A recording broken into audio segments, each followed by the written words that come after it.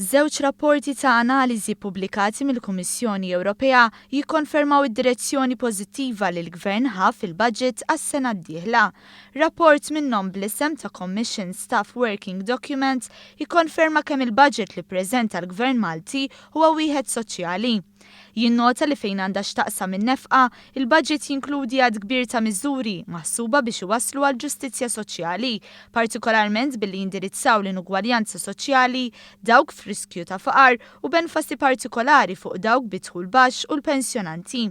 Ir-rapport ħares lejn ta' miżuri u jsemmi l-in-work benefit, iż-żieda fil-pensjonijiet, ir-riforma fil-pensjoni tad-diżabilità, iż-żieda fis-sussidju tal-kera, l-estensjoni tal-proġett tal-Carer id-dar u l-fond ta' kumpens għall-inġustizzji. Isemmi wkoll li dħul mill-Fond ta' ċittadinanza b'investiment u jinnota kif il-budget jaħseb biex jonfoq parti mill-fondi tal-Fond għall-iżvilupp soċjali kemm f'investiment pubbliku kif ukoll in-nefqa kurrenti.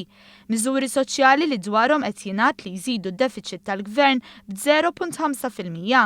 Li jfisser li l-Gvern seta' elimina għal kollox id-deficit mis-sena d-dieħla iżda minflok ra li jgħin lill-familji li jfilħu l-inqas.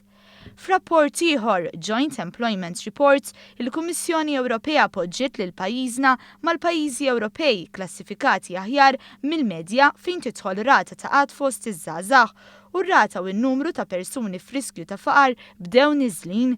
U għal darb'oħra fir-rapport jissemmew l-inizjattivi li tieħdu u li waslu għal dan is-suċċess fosthom l-in-work benefit u tapering tal-benefiċċji soċjali. Rapport li jinnota kif Malta hija fost il-pajjiżi b'rata ta' qatt ta' inqas minn 5%, tant li qabbel lil pajjiżna mal-Ġermanja.